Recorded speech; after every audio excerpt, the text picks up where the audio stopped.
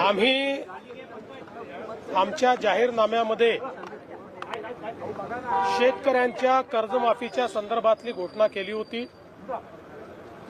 त्या संदर्भात आम्ही मागच्या काळामध्ये एक समिती तयार करून कर्जमाफी कशी करायची, दीर्घकालीन उपाययोजना काय करायच्या, अशा सगळ्या गोष्टींचा निर्णय केला होता।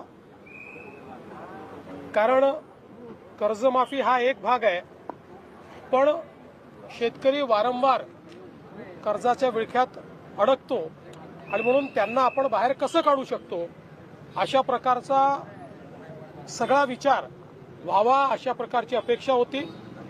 त्या दृष्टीने आम्ही जे मित्राचे चेअरमन आहेत प्रवीण परदेशी यांच्या अध्यक्षतेखाली एक समिती तयार केलेली आहे। ही समिती कर्जमाफीच्या संदर्भात कशा पद्धतीने ती करता येईल, त्याचे निकष काय असतील, भविष्यात शेतकऱ्यांना आपल्याला कर्जाच्या विळख्यातनं बाहेर कसं ठेवता येईल किंवा थकीत कर्जात तो जाणार नाही याकरता काय उपाययोजना करता येतील, या सगळ्या बाबींवर निर्णय करेल। त्या संदर्भात आम्ही असा निर्णय आज केला आहे की एप्रिल महिन्याच्या पहिल्या आठवड्यात या कमिटीने आपलं कामकाज पूर्ण करावं आणि आम्हाला कर्जमाफी कशी करायची, त्याचे काय निकष ठरवायचे या संदर्भातला एक अहवाल द्यावा आणि या अहवालावर कर्जमाफीच्या संदर्भातला जो निर्णय आम्हाला करायचा आहे तो 3 महिन्यात म्हणजे 30 जून 2026 पूर्वी करण्याचा आम्ही निर्णय केलेला आहे। त्यामुळे आता सगळे टप्पे आम्ही या ठिकाणी ठरवलेले आहेत। सगळ्या नेत्यांशी आमची चर्चा झाली, अतिशय सकारात्मक चर्चा झाली। त्या चर्चेमध्ये त्यांनी देखील याला मान्यता दिलेली आहे। आम्ही त्यांना समजावून सांगितलं की आम्ही पहिल्या दिवशीपासनं कर्जमाफीच्या बाजूचे आहोत, आम्ही दिलेलं आश्वासन पाळू हेच सांगितलेलं आहे। पण आता लगेच शेतकऱ्यांना त्यांच्या खात्यात पैसे देणं गरजेचं आहे।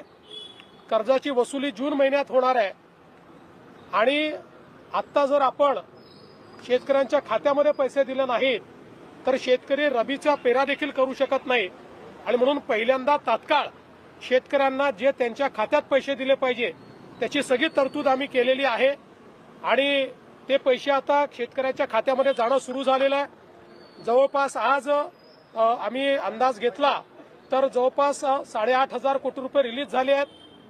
त्यातले 6,000 कोटी प्रत्यक्ष खात्यामध्ये गेले आहेत आणि पुढच्या 2 दिवसात उरलेले पैसे जाणार आहेत। अजून 11,000 कोटी रुपये हे काल आम्ही जे कॅबिनेटला परवा मान्य केले तेही आता येत्या 2 ते 3 दिवसात रिलीज होणार आहेत आणि तेही शेतकऱ्यांच्या खात्यामध्ये जातील आणि अजून 1,500 कोटीची आम्ही प्रोव्हिजन केलेली आहे। त्यामुळे आता शेतकऱ्यांच्या खात्यामध्ये पैसे जाणं हे महत्त्वाचं आहे, ते आम्ही जाणं सुरू केलेलं आहे आणि माझा अंदाज आहे की पुढच्या 15 ते 20 दिवसात 90% शेतकऱ्यांच्या खात्यात हे पैसे पोहोचून जातील। 10% कदाचित अनेक वेळा आम्हाला अनुभव आहे, खात्याच्या अडचणी असतात त्या जाऊन सोडवाव्या लागतात, मल्टिपल खाती असतात, अशा प्रकारच्या गोष्टी असतात। त्यामुळे तेही आम्ही त्यांचंही जे बाकी 10% आहेत त्यांचंही आम्ही त्या ठिकाणी पूर्ण करू आणि फॉर्च्युनेटली याला कुठली आचारसंहिता नसते, त्यामुळे आचारसंहिता लागली तरी ही मदत त्यांच्या खात्यामध्ये जाऊ शकते। त्यामुळे आम्ही त्यांना समजावून सांगितलं की पहिल्यांदा ही मदत देणं हे महत्त्वाचं आहे, त्यामुळे ती मदत आम्ही देऊ आणि मग ही जी काही कमिटी आम्ही केलेली आहे या कमिटीचा रिपोर्ट घेऊन त्याच्या आधारावर आम्ही ही कर्जमाफी करू आणि त्याला त्यांनीही सकारात्मक अशा प्रकारची भूमिका त्याच्यावर घेतलेली आहे।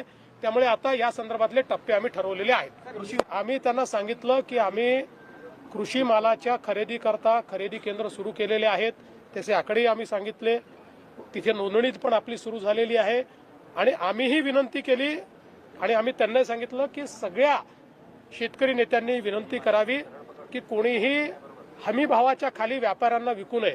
व्यापारी जर हमी भाव देत असेल तर व्यापाऱ्याला द्यावं, व्यापारी हमी भाव देत नसेल तर आपल्या केंद्रांवर आणून त्यांनी ते विकावं, अशा प्रकारची आम्ही आहे। सरकार आर्थिक अडचणीत आहे, पण जसं आता आर्थिक अडचणीत असतानाही आपण आजपर्यंतची सर्वात मोठी मदत ही अतिवृष्टीमध्ये यावेळेस केली आहे, मार्ग काढू आता त्यातनं काहीतरी।